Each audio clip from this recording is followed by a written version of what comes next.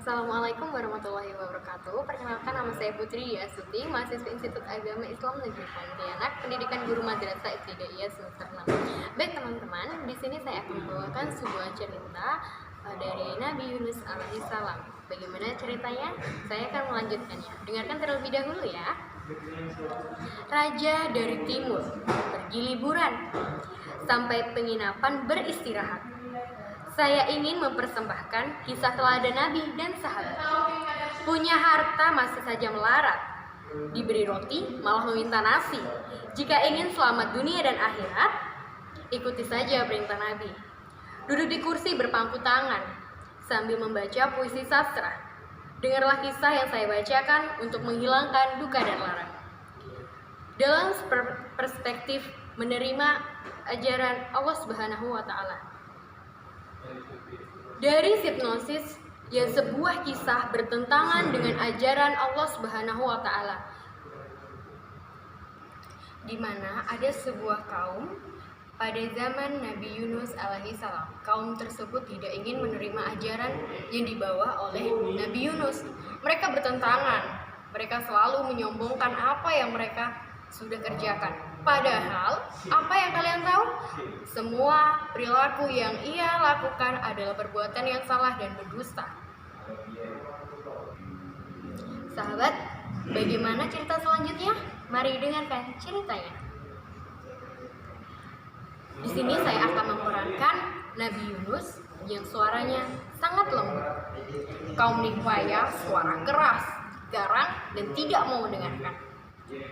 Rabil dan Tanuk suara keras pula karena mereka adalah sahabat dari Nabi Yunus. Kala itu Nabi Yunus diperintah Allah Subhanahu wa Ta'ala untuk menyampaikan wahyu di suatu daerah, di mana daerah tersebut dihunilah oleh kaum Nihwaya. Nabi Yunus memberikan usulan untuk kaum Nihwaya supaya melakukan kebaikan, tidak lagi mereka melakukan kejahatan. Nabi Yunus berkata, "Hai kaum Nihwaya, sesungguhnya apa yang kalian kerjakan itu salah," kata Nabi Yunus. Namun dengan sombongnya kaum Nihwaya berkata, "Apa yang kau bicarakan Yunus? Itu semuanya dusta. Aku tidak percaya akan apa yang kau katakan." Yunus menerima semua apa yang kaum Nihwaya katakan.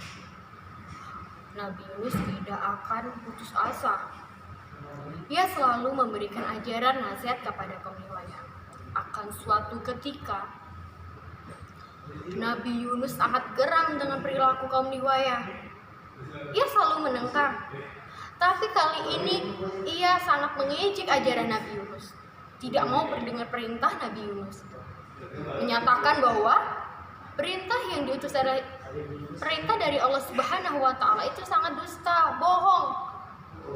Dengan sombongnya, "Aku tidak akan ikut perintahmu. Aku tidak akan ikut apa yang kalian lakukan. Aku bangga dengan berhalaku. Aku tidak akan mengikuti apa yang kalian lakukan.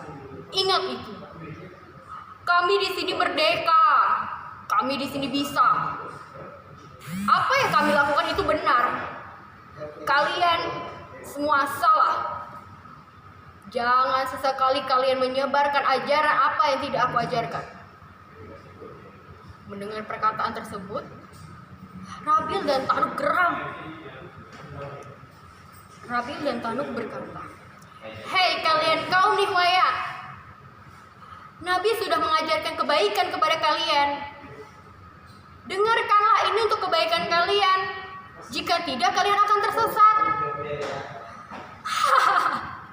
"Kalian ngomong apa? Itu semuanya bullshit. Tidak benar." Nabi Yunus dengan geram menahan diri. Dengan kesabaran Nabi Yunus menahan semua cercaan oleh kaum Nihwaya, Nabi Yunus pun pergi dari kota tersebut dengan membawa kebencian, kesal terhadap kaum Nihwaya. Dan akhirnya Nabi Yunus beserta sahabat pergi ke daerah barat. Di situ ada sebuah laut di mana penghuninya adalah kaum-kaum yang akan melakukan penyeberangan ke kota lain. Masuklah Nabi Yunus ke kapal besar yang berisi banyak sekali kaum. Mereka juga ingin menyeberangi lautan tersebut.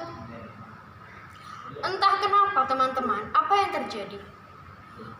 Kapal tersebut melebihi muatan, dikeluarkanlah barang semuanya, dijatuhkannya ke laut untuk mengurangi muatan. Tapi tetap saja terasa berat. Apa yang mereka lakukan? Mereka menyatakan untuk mendiskusikan hal di mana harus ada salah satu orang yang dikorbankan untuk masuk ke dalam laut. Kaum berkata, "Hai, bagaimana ini? Muatan kapal kita sudah tidak cukup. Apa yang harus kita lakukan? Bagaimana jika kita melakukan undi? Setiap undian ini, jika ada satu nama yang keluar, maka itulah yang harus terjun ke dasar laut." Baiklah, kami setuju. Dikocoklah semua nama-nama yang sudah tercatat. Dan apa yang terjadi? Nama Nabi Yunus yang keluar. Tentu para sahabat tidak ingin melakukan hal tersebut. Kanuk dan Niwaya berkata, jangan, aku tidak mau Nabi Yunus yang ditenggelamkan. Coba kocoklah sekali lagi. Mungkin ini ada kesalahan. Bapak tua berkata, "Baiklah, saya akan lakukan lagi supaya kita tahu mana yang benar dan tahu siapa yang akan masuk ke laut." Dan terjadilah pengocokan kedua kali. Dan terjadi apa teman-teman? Nama Nabi Yunus kembalilah yang keluar. Akhirnya dengan kelapangan hati, Nabi Yunus menjatuhkan dirinya ke dasar laut. Terjatuhlah Nabi Yunus ke dasar laut, di mana disertai pula dengan Allah memerintahkan sebuah hiu. Diperintahkan pula seekor paus untuk menelan Nabi Yunus. Tapi Allah memerintahkan paus tersebut untuk tidak memakan sedikit pun bagian kulit, bulu, bahkan badan Nabi Yunus yang terluka. Ditelannya Nabi Yunus oleh paus tersebut. Apa yang terjadi? Kegelapan, hening. Disitulah Nabi Yunus berdiam diri, menyesali apa yang telah ia lakukan, karena Allah telah mewahyukan kepada Nabi Yunus untuk tetap berdakwah kepada kaum Nihwaya. Namun Nabi Yunus tega untuk meninggalkan kaum Nihwaya karena kesombongan kaum Nihwaya. Berdoalah Nabi Yunus di dalam perut paus tersebut. "Ya Allah, ya Tuhanku, aku berlindung kepadamu. Ya Allah, ya Tuhanku, aku telah memberikan ajaran yang telah Engkau wahyukan kepadaku. Berilah mereka azab yang pedih karena telah mengolok-olok ajaran-Mu." Dengan bersungguh-sungguh menangis, menyesali apa yang telah ia lakukan, Nabi Yunus akhirnya tersadar bahwa perbuatannya itu salah. Setelah Nabi Yunus berdoa, seketika itulah Allah Subhanahu wa Ta'ala menurunkan azab yang pedih kepada kaum Nihwaya. Nah, teman-teman, dari kisah tersebut dapat kita pelajari bahwa sesungguhnya kita tidak boleh sombong angkuh akan apa yang kita punya. Sejujurnya agama Allah Subhanahu wa taala adalah ajaran agama yang paling benar. Baik teman-teman, kisah Nabi Yunus ini pun diabadikan oleh Allah Subhanahu wa taala dalam Quran surah Yunus dan surah Al-Anbiya. Ada banyak hikmah yang bisa diperoleh dari kisah Nabi Yunus. Terlebih kisah Nabi Yunus yang mengajarkan tentang kesabaran dan keimanan. Ada tali kencang terikat, tak ada satu orang pun menyadarinya. Jika ada sesuatu yang terlihat, ikuti keimanannya dan kesabarannya.